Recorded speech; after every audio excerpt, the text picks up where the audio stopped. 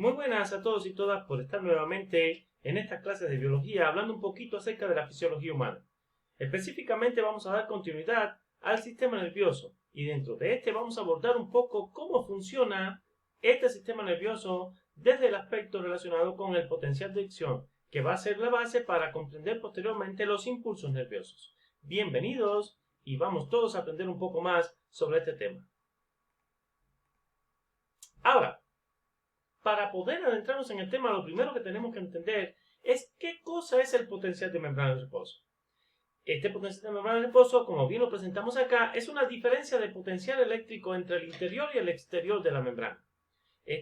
Se le otorgan valores negativos y esto se debe sobre todo al hecho de que existen varios factores, ¿sí?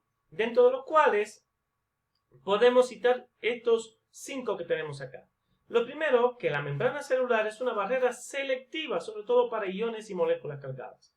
De esta manera, iones como el sodio y el potasio tienen bastante dificultad para atravesar la membrana, un poco más el sodio que el potasio. Por otro lado, tenemos que en el interior celular hay proteínas que tienen carga negativa. Ya de una manera, ya estoy diciendo que predominan en el interior celular cargas de este tipo, ¿sí? Por otro lado, tenemos que, como mencionábamos, tanto para el sodio como para el potasio existen una diferente permeabilidad, ¿listo? Pero de manera general, la membrana no es tan permeable a estos iones. Por otro lado, existe una bomba, ¿ya?, de transporte activo llamada bomba sodio-potasio que tiene un trabajo diferencial, de manera que puede sacar 3 iones sodio del interior celular y al mismo tiempo puede, introducir a la célula 2 iones potasio. De modo que esta diferencia de transporte, 3 cargas positivas para afuera y solo repongo 2 negativas al interior, y al mismo tiempo que hayan proteínas con cargas negativas al interior, esto deja el interior celular con carga negativa y el exterior con carga o exceso de cargas positivas. Ahora, comprendiendo esto, ¿por qué se establece esta diferencia de potencial eléctrico o de cargas eléctricas entre el interior y el exterior celular? ¿Y por qué en el interior hay un exceso de cargas negativas en comparación con el exterior celular? Listo, vamos a pasar a analizar justamente ese potencial de acción, que no es otra cosa, listo, que una serie de cambios en el potencial de membrana, cambios transitorios en el potencial de membrana debido a un estímulo determinado. Como podemos ver en este gráfico, partimos de un menos 70 milivolts, listo, en la membrana, que ese sería el potencial de membrana en reposo. Una vez que partimos de ahí ante un estímulo determinado que llega a un valor llamado umbral, desencadena cambios bruscos en el potencial de membrana.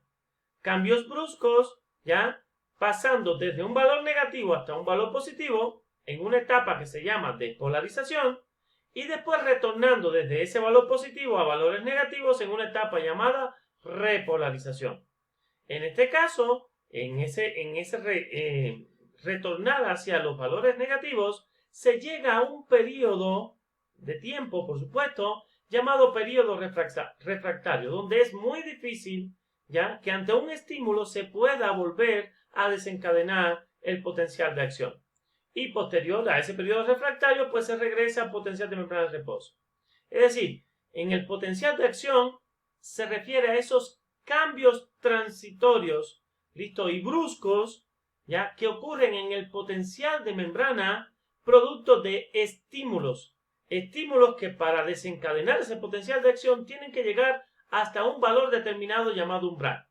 Una vez que llegue ese umbral, se da una etapa brusca de cambio de potencial de membrana que va desde negativo hasta positivo.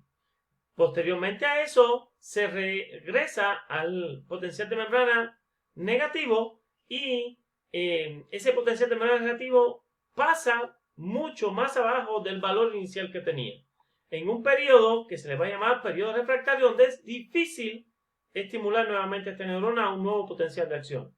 Y después se recupera nuevamente el potencial de membrana en reposo, producto de mecanismos moleculares que ya vamos a mencionar posteriormente. Tener en cuenta de que esto dura por lo general milisegundos, milisegundos. Por lo general dura menos de un segundo el desarrollo de un potencial de acción, como digamos así. Bien, ahora, veamos esta imagen que tenemos aquí. Siempre que un estímulo alcance el valor umbral, que en este caso estaría más o menos por acá, ¿sí? Si esto es menos 50 y esto es 0, esto podría ser aquí menos 40 más o menos acá, ¿sí? Una vez que se alcance ese potencial de umbral, pues se desencadena, quiera o no, el potencial de acción. A esto le vamos a llamar ley del todo o nada. ¿Qué indica? Que una vez que se alcanza el potencial de membrana de reposo con un estímulo determinado, entonces se desencadena el potencial de acción. Si el estímulo no logra alcanzar el potencial umbral que tenemos acá, por ejemplo, de menos 30 sería aquí más o menos, no menos 40, como decíamos. Si no logra el estímulo llegar ahí, no se desencadena el potencial de acción. ¿Listo? Ante esto, también tenemos que tener en cuenta de que, por ejemplo, en la etapa de repolarización, ya recuerden que baja muchísimo más, se hace mucho más negativo al bajar que el potencial de membrana de reposo y que se hace muy difícil llegar o que los estímulos lleguen a volver a desencadenar el potencial de acción. Por eso usted ve aquí hubo un segundo estímulo, ¿listo? Que no llegó a menos 30. Ese estímulo no logró desencadenar un nuevo potencial de acción y por ende tiende más bien a recuperarse el potencial de membrana de reposo más allá de los 100 milisegundos. Bien, en este caso recordemos, ley del todo o nada, ¿qué nos indica? Si el estímulo alcanza el potencial de acción, se alcanza el potencial umbral, se desencadena el potencial de acción. Si el estímulo no alcanza el potencial umbral, no se desencadena el potencial de acción. En este caso, en el periodo refractario, si los estímulos ya son insuficientes para alcanzar el potencial de membrana de reposo, el potencial umbral, pues entonces no va a desencadenar, como vemos aquí, un nuevo potencial de acción. Perfecto. Con esto en mente, vamos a ver qué ocurre específicamente en cada una de las etapas de este potencial de acción. Teníamos aquí el potencial de membrana de reposo, en esta neurona es menos 90 milivolt, ¿listo? Y aquí tenemos un estímulo que hizo que el potencial de membrana cambiara desde menos 90 hasta casi menos 65. Será unos menos 70 más o menos. ¿Listo? ¿Qué pasó aquí? Aquí se abren una serie de canales dependientes de voltaje, es decir, dependientes del cambio de voltaje. ¿Listo? Canales de sodio que una vez que se alcanza el potencial umbral, se abren en masa, es decir, se abren todos o casi todos a la vez. ¿Listo? Esos canales dependientes de voltaje, ¿qué van a hacer? Provoca que entre sodio a la célula. El sodio tiene carga positiva, por tanto va, entre comillas, a neutralizar las cargas negativas. Por ende, el interior celular, ante un exceso de cargas positivas que entran, se va a tornar positivo. Hay una depolarización. ¿Qué sucede? Posterior a esto, se van a abrir entonces los canales de potasio también dependientes de voltaje. Es decir, al cambiar este voltaje de negativo a positivo, entonces se abren estos canales de potasio y se cierran los de sodio. Al abrirse los canales de potasio, como dentro de la célula hay más potasio que fuera de la célula, ¿qué va a provocar? Que salga potasio del interior celular al exterior celular. Esto hace entonces extraer cargas positivas del interior hacia el exterior, provoca entonces que el potencial de membrana retorne a valores negativos.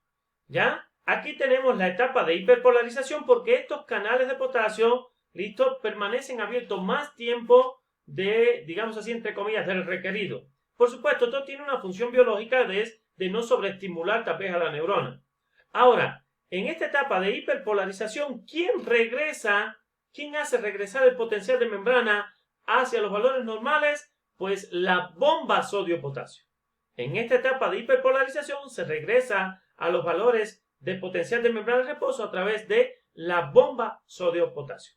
Espero que con esto pues hayamos comprendido un poquito más de cómo se produce este proceso, ¿sí? Ahora, solo un detalle aquí para que comprendamos la utilidad práctica de esto.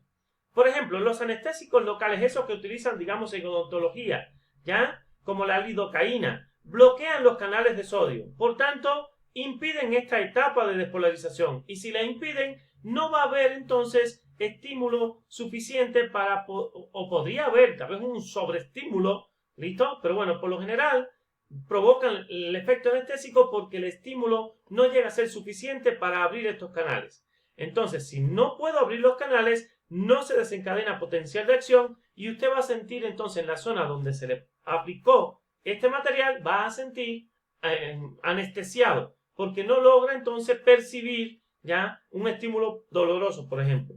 En el caso de esta toxina llamada tetrodotoxina, producida por el pez fugu en Japón, que es un pez globo, bloquea a su vez también los canales de sodio dependientes de voltaje.